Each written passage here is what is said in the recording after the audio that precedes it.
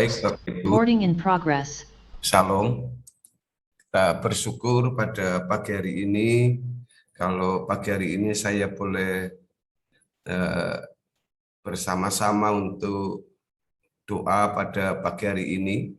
Namun Bapak Ibu, sebelum kita akan mengawali doa kita akan mendasari setiap doa-doa kita pada pagi hari ini dengan kebenaran firman Tuhan.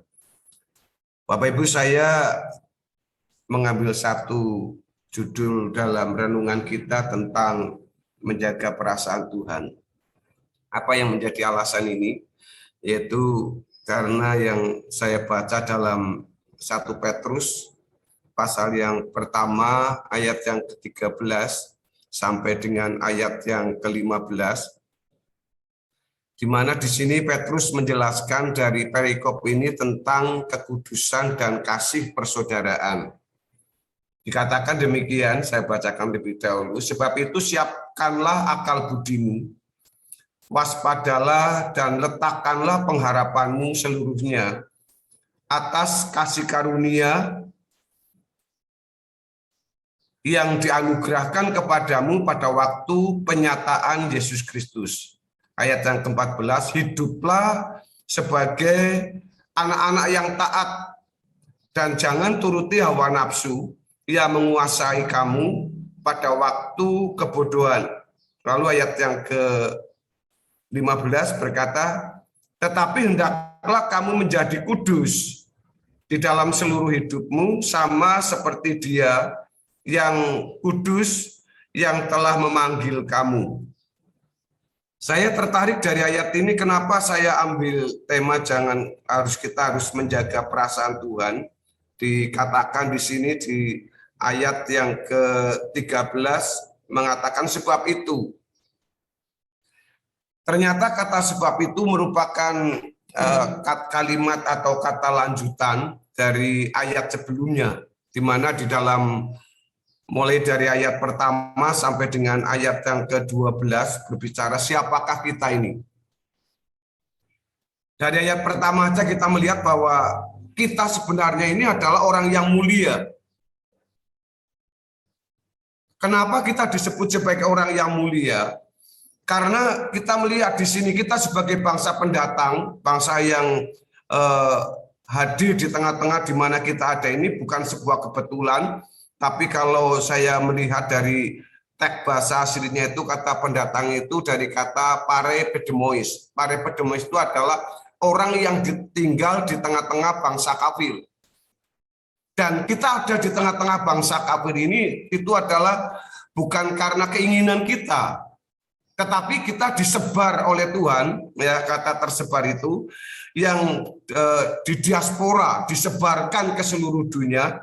Dari di sini dikatakan oleh Petrus dari Asia Kecil, disebutkan semuanya tentang Pontus, Galatia, Kapadokia, Bitinia. Tapi kita ini orang yang tersebar, orang yang di diaspora, yang tinggal di tengah-tengah bangsa kafir ini, kita itu adalah orang-orang yang terpilih. Artinya orang yang dikhususkan oleh Tuhan untuk menjadi umat pilihan Tuhan. Makanya Petrus ini ingin menjelaskan, menggambarkan di dalam kehidupan kita ini, kita itu nanti dijelaskan mulai dari ayat yang ketiga dan seterusnya, ayat yang kedua dan seterusnya, kita mempunyai Bapa yang agung, mempunyai Tuhan Yesus yang mati untuk kita, lalu kita mempunyai surga yang mulia. Itu bentuk keagungan, bentuk kemuliaan yang Tuhan berikan kepada kita. Maka di dalam ayat yang ke-12 ayat 13 tadi di sini disebutkan sebab itu dari alasan tadi di atas yang saya sebutkan dari ayat 1 sampai dengan ayat yang ke-12 itu berbicara tentang siapa kita, ya. Petrus mengatakan siapkanlah akal budimu. Karena saudara kita semua itu sebenarnya orang-orang yang sudah dihormati sedemikian oleh Bapa melalui pengorbanan pemberiannya Bapa ini kepada kita lewat Putra Tunggalnya Tuhan Yesus. Artinya kita itu orang yang dihormati oleh Tuhan Yesus. Anda dan saya itu bukan orang sembarangan, Bapak Ibu. Orang yang dikuduskan, orang yang dikhususkan oleh Tuhan, orang yang dibedakan, itu kata dikuduskan itu, saudara. Jadi kita bukan hanya menjadi orang yang diselamatkan, tapi kita, saudara dan saya itu, kita adalah orang-orang yang dipisahkan, yang dibedakan. Makanya di sini dikatakan sebab itu, saudara, ya, kalau kita menyadari, merasakan bahwa kita ini adalah orang-orang yang telah dibedakan, orang yang telah dikhususkan, maka Petrus ini mengatakan, siapkanlah akal budimu. Apa yang harus kita persiapkan?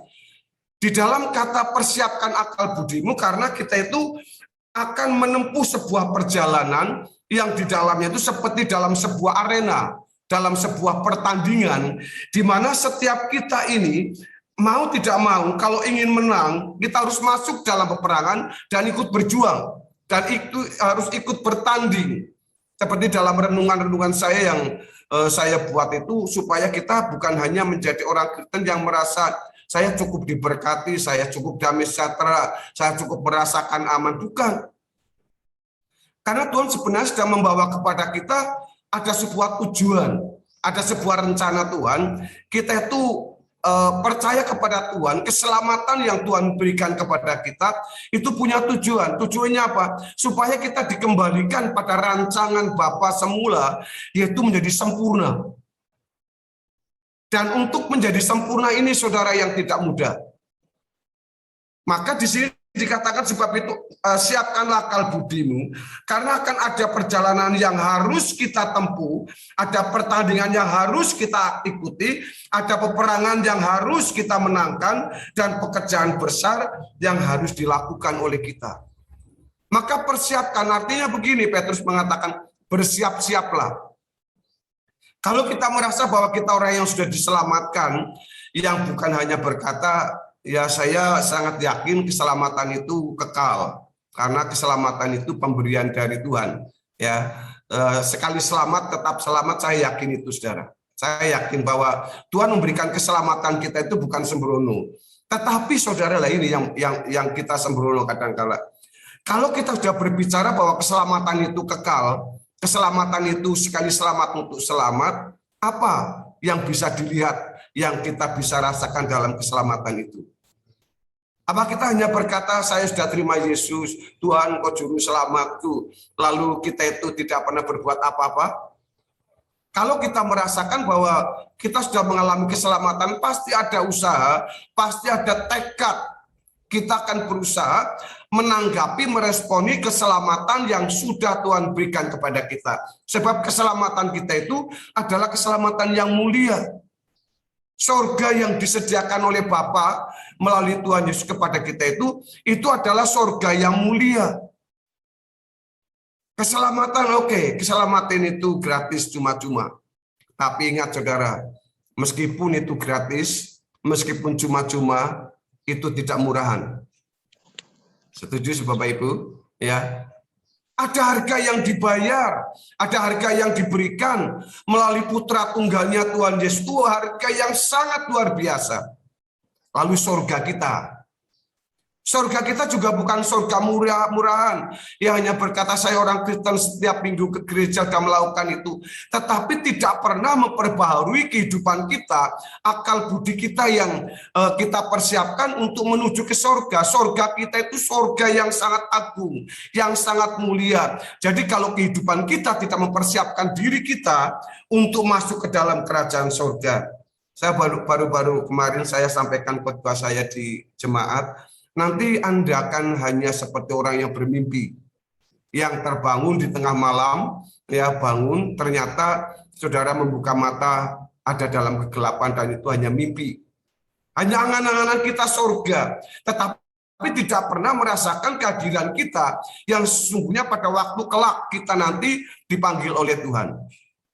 Maka dalam bagian ini Tuhan ingin mengajak kepada kita bahwa kita akan menghadapi peperangan itu pasti, ya, akan menghadapi pekerjaan besar. Supaya kita menang, kita harus berperang. Supaya kita sukses, kita harus bekerja dengan keras, ya, ada kejujuran dan sebagainya. Pelayanan juga harus untuk kemuliaan Tuhan. Jangan salah, Bapak Ibu.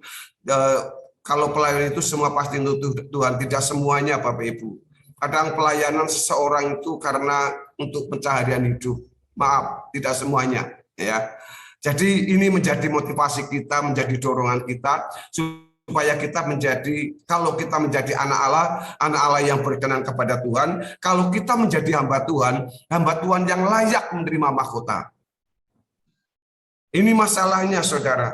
Kita itu harus benar-benar mempersiapkan diri. Kalau dikatakan kita sebagai bangsa pendatang, bangsa yang tersebar, kita tinggal di tengah-tengah bangsa kafir, itu artinya tidak mudah. Kita tinggal di tengah-tengah orang-orang di sekitar kita yang notabene dalam catatan itu seperti orang yang tidak senang dengan kita. Tapi Tuhan tempatkan kita bukan kebetulan, karena Tuhan punya maksud, Tuhan punya rencana lewat kita. Saya itu bukan asli dari Kebumen, Jawa Tengah. Saya itu aslinya di Purwokerto, di sebelah kabupaten lagi. Saya muter-muter pelayanan mulai tahun 90 ya, mulai tahun 90 ya, saya melayani bukan dari lulus sekolah lalu saya melayani Tuhan, bukan Bapak Ibu. Saya sudah berkeluarga ya, menikah saya tahun 86 lalu tahun 90 saya sedang merintis sebuah toko di Solo dari kakak sepupu saya. Saya sedang diberkati Tuhan luar biasa di sana. Tiba-tiba ada panggilan Tuhan secara khusus kepada saya.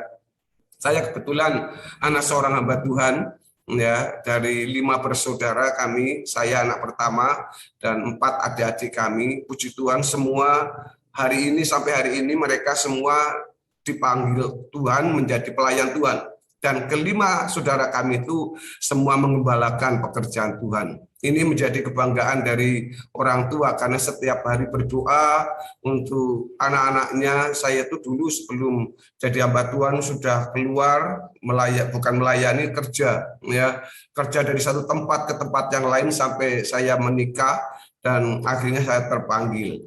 Orang tua bangga, orang tua bercerita senang sekali dengan kalian karena kalian itu menjadi hamba Tuhan semua, mengembalakan dalam sebuah pelayanan, ya, meskipun di gereja yang kecil, yang sederhana, tapi semua dipercayakan Tuhan.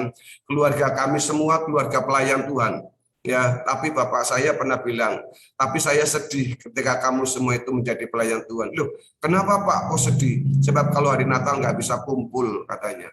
Kenapa? Karena masing-masing anak-anak cucu menantu masing-masing melayani di dalam pelayanannya. Hanya karena ingin kumpul saja, saudara. Tapi menjadi kebanggaan. Karena apa? Meskipun tidak bisa berkumpul, kami anak-anak semua bisa melayani Tuhan. Ya, bisa dipakai Tuhan. Nah, semua itu dari mana Bapak Ibu? Dari kesiapan kita. Akal budi kita siapkan untuk melayani Tuhan. Jadi saudara, kalau kita itu sebagai musafir, ya, musafir yang pergi bukan tanpa tujuan. Tadi Pak Hari bilang kalau setiap tahun ya Pak ada holiday, ya, mengunjungi dari satu negara ke negara yang lain, itu suatu berkat sukacita yang harus disyukuri. Saya juga sering berkata kepada jemaat, kalau bepergian syukuri berkat Tuhan itu. Tapi jangan lupa dari sumber berkat itu siapa. Harus mengucap syukur, memberikan yang terbaik juga kepada Tuhan. Kalau kita sebagai seorang musafir, artinya yang punya tujuan, mau kemana kita? Ya. Kita harus persiapkan akal budi kita, bukan hanya asal pergi. Kalau sebagai seorang petanding, seorang atlet, kita harus bertanding dengan cara bagaimana? Ya, kita harus persiapkan akal budi kita. Kalau Anda sebagai seorang prajurit, mungkin bukan asal menembak sembarangan. Saudara, kalau saudara sebagai seorang pekerja, sebagai seorang karyawan, Anda harus mempersiapkan diri. Bagaimana kita bisa bekerja sebagai seorang karyawan atau saudara sebagai seorang owner yang membawai banyak karyawan. Bagaimana kita mempersiapkan diri kita supaya dalam usaha Anda, pekerjaan Anda, kita bisa menggunakan waktu yang baik karena kita ditempatkan di mana kita ada itu bukan kebetulan. Jadi saudara, kita harus sungguh-sungguh mengurus diri kita, mempersiapkan urusan kita untuk mempersiapkan ke depan kita, yaitu bagaimana kita itu menjadi orang yang tidak melukai hati Bapa. Banyak orang yang merasa bahwa dia itu sudah dipanggil Tuhan, sudah melayani Tuhan hebat, tapi berapa banyak orang itu yang tidak diketahui oleh orang banyak.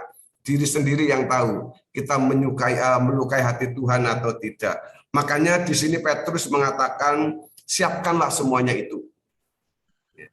Kencangkan apa yang longgar, dan lekad pinggang atau kekuatan dan daya pikiran kita itu kita kerahkan untuk menjalankan kewajiban kita. Baik kita sebagai karyawan, baik kita sebagai pengusaha, baik kalau anak-anak kita masih studi, baik Anda sebagai hamba Tuhan, pelayan Tuhan, persiapkanlah itu. Supaya apa yang kita lakukan, apa yang kita buat, untuk mensyukuri menanggapi anugerah Tuhan. Di dalam ayat yang ke-13 mengatakan, sebab itu siapkanlah akal budimu, waspadalah dan letakkanlah pengharapanmu seluruhnya Bapak Ibu, atas kasih karunia yang dianugerahkan kepadamu pada waktu penyataan Yesus Kristus. Kata penyataan ini saudara bukan pernyataan, bukan saudara, penyataan.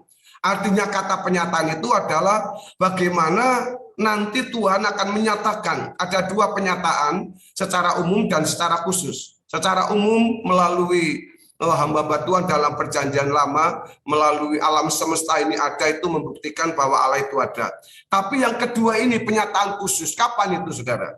Pada waktu Tuhan datang ke bumi. Yesus menampakkan diri yang pertama. Dia sudah hadir sebagai manusia. Lalu yang kedua pada waktu penyataan khusus ini, pada waktu Yesus turun dan akhirnya nanti menjadi hakim untuk semua orang. Nah, di sini ini saudara yang dikatakan siapkan kita. Pertanyaan saya juga, siapkah Anda untuk menjemput atau menerima penyataan yang disiapkan oleh Tuhan? Kita harus memiliki kekuatan pikiran kita harus kerahkan, lepaskan diri kita semua yang menjadi penghambat saudara, yang akan menjadi penghalang saudara, dan punya komitmen, punya tekad untuk apa? Menyambut anugerah Tuhan itu yang akan dinyatakan di dalam penyataan Kristus untuk yang kedua kali. Kita harus sungguh-sungguh Bapak Ibu, makanya dikatakan waspada. Waspada Bapak Ibu. Ya, hari-hari ini kita bisa lengah saudara. Tadi saya diingatkan oleh Pak Hari bahwa akan ada varian baru ya Pak. Ada virus yang lebih ganas. Itu kita butuh namanya waspada. Amin. Meskipun kita itu sudah divaksin 2 kali. Ya. Artinya waspada itu bukan hanya melihat ke sana kemari saja, tapi kita menjaga diri, bagaimana pola hidup yang baik, bagaimana kita mencari sahabat itu seperti apa, ya, bagaimana hubungan kita dengan lain, kita waspada. Sebab kata waspada itu seperti pencuri yang akan masuk ke dalam rumah kita.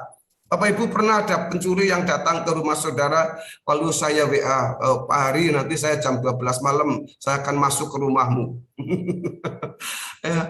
Bu Lydia, saya akan masuk, ke Pak Andre, saya akan masuk, dan sebagainya. Enggak ada. Makanya Paulus mengatakan waspada, waspada, jaga-jaga. Kita pun saudara harus waspada. Meskipun seperti seorang yang sudah punya rumah, ya, lalu dipagar tinggi saudara pagarnya, punya anjing untuk menjaga, bahkan punya satpam. Tapi waspada itu tetap perlu. Pencuri itu lebih canggih daripada kita. Amin. Iblis itu lebih pintar dari kita. Iblis itu sudah ribuan tahun mereka nggak meninggal. Kita itu baru berapa tahun? Saya baru akan 60 tahun, saudara. Enggak ada kecerdikan kita itu, enggak ada apa-apanya dengan iblis, kecuali satu Bapak Ibu, waspada dan berjaga-jaga, menyerahkan setiap hidup kita, aktivitas kita, perkataan kita, perbuatan kita, waspada. Ya, iblis itu licik sekali, saudara. Ya, celah kecil saja bisa masuk kepada kita. Ya, jadi jangan bangga, jangan sombong, meskipun kita bisa dipakai kemana-mana. Hari ini saya bisa ke sana kemari. Saya belajar dari bapak saya, almarhum, karena bapak saya itu pendeta. Beliau itu bilang begini, kamu andalkan Tuhan dan andalkan kemampuanmu saja. Yang pertama adalah artinya kemampuan itu jangan mengandalkan meniru apa yang dilakukan oleh orang lain. Kamu bertanggung jawab diri kamu sendiri kepada Tuhan. Meskipun kamu bisa dipakai, ya kebetulan saya itu dipercaya untuk melayani di sebuah persekutuan. Kalau Bapak Ibu pernah dengar itu namanya Garis Depan. Saya menjadi koordinator daerah, bukan koordinator wilayah. Artinya membawai koordinator wilayah-wilayah di beberapa kabupaten. Ya, saya selalu dengan mereka para korwilnya saya berkata, kalau begini bagaimana? Ya, kalau saya selalu begitu. Tidak ada yang lebih istimewa Bapak Ibu. Itu hanya sebuah kesempatan saja. Itu sebuah anugerah Tuhan. Tapi Petrus mengatakan kepada kita, sebab itu Saudara, waspadalah kita, persiapkanlah akal budi, sebab saatnya pasti akan datang dan pencobaan-pencobaan ini akan terus berusaha untuk menggoyahkan kita, berusaha untuk menjatuhkan kita. Waspada juga itu dalam berpendapat. Hati-hati ini saudara, terjadi konflik dalam pendapat, kadang-kala merasa benar lalu menekan yang tidak benar. Ya ini saudara, hati-hati dengan ini apa, dengan pendapat kita yang merasa kita sudah lama ya dalam berbuat. Kita harus belajar seperti Tuhan Yesus. Ya, Tuhan berkata, aku ini lemah lembut, belajarlah kepadaku. Jangan belajar kepada Pak Harun, dengan saya nggak ada apa-apanya. Belajarlah kepada dia, pada beliau Tuhan Yesus yang lemah lembut, yang rendah hati. Lalu letakkanlah pengharapanmu seluruhnya atas kasih karunia yang dianugerah. Letakkan artinya serahkan hidup kita kepada Tuhan. Maka kita akan menjadi anak-anak Tuhan yang tidak melukai hati Tuhan. Ya, maka saat tadi dikatakan mari kita hati-hati, kita waspada supaya Tuhan tidak tersinggung dengan perasaan kita, dengan sikap kita, karena Tuhan itu sangat baik. Berharaplah dengan sungguh-sungguh dari seluruh kehidupan kita karena kasih karunia itu sudah Tuhan berikan kepada kita. Baik Bapak Ibu Saudara yang dikasihi oleh Tuhan Yesus, mari kita bersyukur untuk mengawali hari kita. Kita jalani dengan hati yang sungguh-sungguh rendah hati, saudara. Aktivitas apapun kita hari ini, mari kita jalani semua. Supaya Tuhan dimuliakan. Baik Anda melayani Tuhan, Tuhan dimuliakan. Baik Anda yang bekerja, baik Anda yang mengelola bisnis, apapun itu saudara, hanya satu saudara. Serahkan seluruh kehidupan kita demi kemurahan Tuhan, demi kasih karunia yang Tuhan sudah berikan kepada kita.